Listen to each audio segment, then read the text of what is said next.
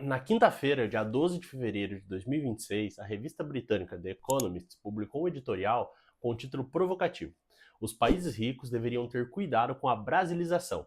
A tese é simples e, mesmo com boas práticas institucionais, os países podem virar refém de juros altos e a dívida pode entrar num ciclo difícil de parar. Hoje eu vou traduzir o que é brasilização e por que o Brasil virou exemplo. Países aprendem tanto com o que dá certo quanto o que dá errado. E o editorial faz isso, cita alertas como Argentina, Itália e Reino Unido, mas converge para um ponto central: o Brasil virou um estudo de caso de como o custo do dinheiro pode determinar o orçamento. E o interessante é que o texto reconhece três pontos positivos do Brasil: crescimento razoável, Banco Central independente e resultado primário perto do equilíbrio. Só que ele coloca um alerta por cima de tudo isso: os juros são muito altos. Para entender o argumento, você precisa de uma distinção básica. Resultado primário é a receita menos as despesas sem contar o juro. Resultado nominal é o primário mais a conta do juro. Isso significa que um país pode estar quase zerado no primário e mesmo assim ter um rombo enorme nominal, se a conta dos juros for grande. E é exatamente isso que o Brasil ilustra. Nós encerramos 2025 com um déficit primário de 61 bilhões, o equivalente a 0,48% do PIB, relativamente baixo, menos de 0,5% do nosso PIB. A questão é os juros da dívida. O governo usa 7,91% do PIB, um pouco mais de 1 trilhão de reais, para pagar o custo da dívida. O editorial sugere que o juro alto no Brasil vem de uma combinação de três fatores que podemos organizar em três blocos. Primeiro, o prêmio de risco. Quando o investidor enxerga o risco político e fiscal, ele cobra mais caro para emprestar.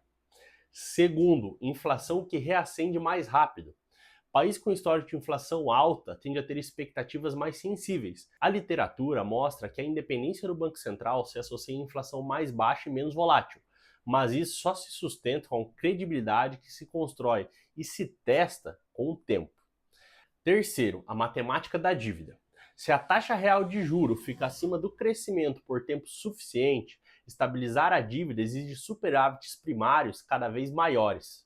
O editorial também destaca um problema estrutural: o gasto rígido com aposentadorias e pensões. Ele aponta que o Brasil gasta algo como 10% do PIB com isso. Sem uma reforma que enfrente o problema, isso fica mais preocupante, porque ao longo do tempo tendemos a ter menos pessoas economicamente ativas sustentando uma despesa que cresce. E com regras e amarras institucionais fortes, o orçamento perde flexibilidade.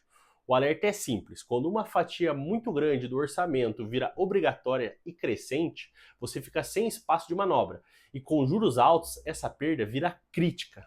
A parte mais provocativa do editorial é dizer que isso não é só o Brasil. O mundo rico está mostrando sintomas iniciais da brasilização, por três razões. As instituições estão sob estresse, o mercado passou a exigir maiores prêmios de risco, o risco maior de inflação do que foi por décadas, e o envelhecimento populacional com benefícios populares difíceis de cortar. E aqui entra um exemplo perfeito, direto do Reino Unido: o triple lock das pensões. É uma regra que garante que as pensões subam todo ano pela maior taxa entre inflação, crescimento dos salários ou, se não, 2,5%. Na prática, isso funciona como uma catraca. Em anos de choque inflacionário, o gasto sobe muito e esse novo patamar fica incorporado. O resultado é mais rigidez e mais incerteza fiscal ao longo do tempo.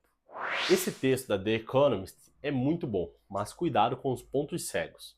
Primeiro, frases como precisamos de X% de superávit primário. Não existe um número mágico, isso depende de juros, crescimento e composição da dívida. Se essas variáveis mudam, a conta muda. Segundo, pensar que os países ricos têm privilégios financeiros garantidos é perigoso. Moeda forte e mercado profundo ajudam a segurar os juros, até que o dia que o mercado reprecifica o risco. E quando isso acontece, o custo da dívida pode subir e piorar a sustentabilidade rapidamente. Terceiro, não cai no simplismo de o Brasil é só bagunça. O Brasil tem muito a melhorar, mas também já percorreu um caminho institucional bem importante.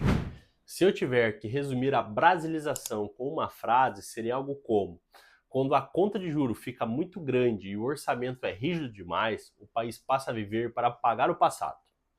E o recado editorial para o mundo rico é simples: Se o envelhecimento, polarização, o risco inflacionário e juros mais altos por mais tempo se combinarem, a briga fiscal deixa de ser mais 1% do PIB para isso ou para aquilo e vira uma disputa permanente para financiar a dívida. Agora eu quero a sua opinião. Você concorda com a ideia da brasilização ou acha exagero? Comenta aqui embaixo. Curte o vídeo, porque isso ajuda o YouTube a entender que esse tema é importante e se inscreve no canal para não perder nada. Até o próximo vídeo e grande abraço!